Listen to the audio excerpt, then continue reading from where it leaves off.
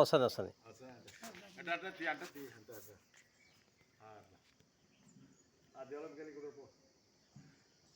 పెద్ద ఆయన బనగానపల్లి వచ్చినాడు. ఇది రవ్వలకొండ.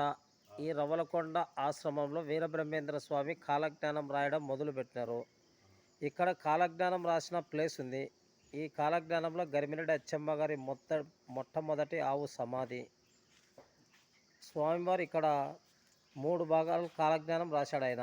ఈ 4 భాగాల్లో అచ్చమ్మ గారి ఇంట్లో చింత చెట్టు దగ్గర ఒక పాత్ర తీసి అందులో పాతి పెట్టినాడు. ఇక్కడ వీరబ్రహ్మేంద్ర స్వామి పేరు వీరప్పయ్య స్వామి అంటారు. శ్రీ స్వామివారు కాలజ్ఞానం రాసే ముందుగా లోపల ఒక సొరంగంలో కూర్చునేవారు. తర్వాత ఆ సొరంగ మార్గాన్ని ఇప్పుడు చూపిస్తాను నేను. అక్కడికి పోయి పెద్ద ఆయన హైదరాబాద్ నుంచి ఇక్కడ వచ్చినాడు. షేక్ మక్బూల్ బాషా.